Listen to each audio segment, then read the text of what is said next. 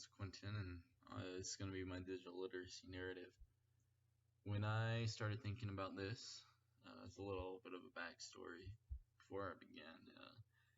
I really didn't find what I had and where this exact moment was that I really felt like I could start this narrative. And so I had to start from the beginning, and I had to go back. And so that's where we're going to begin, is at the beginning. It started when I was younger, around age 1 or 2.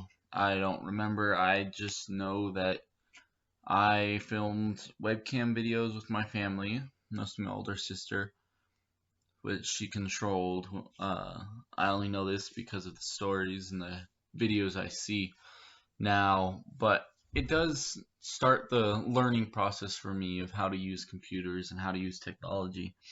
It really started, though, around the age of 4 or 5 when we got a new computer. So the old computer, the original computer, was then moved into a back room, and I could go on it when I snuck around enough. But all I knew how to do was change the screensaver, so I'd spend an hour until I was found changing it. And I do remember the pipe screensaver for all those who grew up on early Microsoft. The pipes that built little, just moved around and went crazy. That's all I was able to do, and so that's all that I did do. I don't really remember much else of technology until 4th grade when I was sitting in class, and we were the class for our grade that was selected to host the computer cart in our room. For all those who grew up here, it's the computer cart full of MacBooks, and so I started learning how to use MacBooks, learning basic commands, basic technology of it. And I learned that I did not like Apple. I grew up in a Microsoft household, not by chance, just because it turned out to be cheaper and that's what easier. So I wasn't a huge fan of Apple, but that's what our schools used, so I had to learn it. Fast forward to 7th grade, the next time I really remember learning anything crazy was when Park started here in New Mexico, and for all those who dealt with that, knew there were a lot of troubles with that. So it was online standardized testing, so I had to learn a lot more basic commands through the keyboard itself. Didn't learn too many because that year they set a lot of parameters around it, but I learned a lot of Control-C, Control-V, Control-T for new tab, things like that. I guess on an Apple it would be Command, not Control. But then the next year in 8th grade, I was diagnosed with something called convergence insufficiency. So basically my eyes did not work correctly. One wanted to skip instead of moving with each other. One kind of basically jolted across and kind of shook instead of moving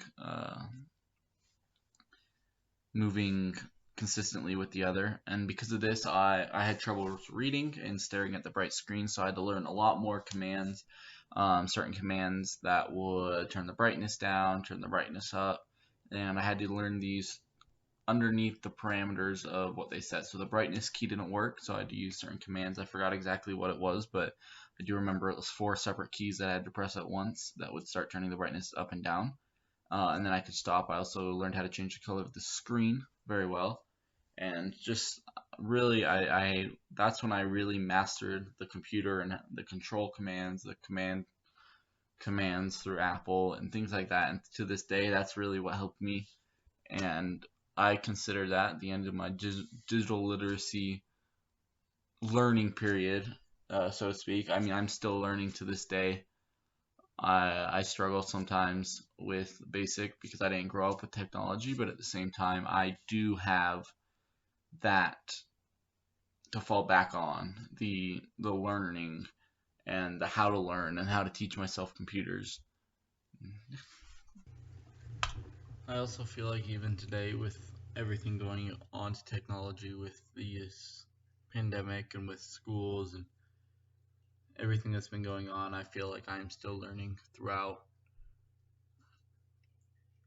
schooling and how to use different programs, and even in this project using the different programs, it's a constant battle to always to keep yourself up to date with what technology is coming out, because it is consistently changing and consistently updating and consistently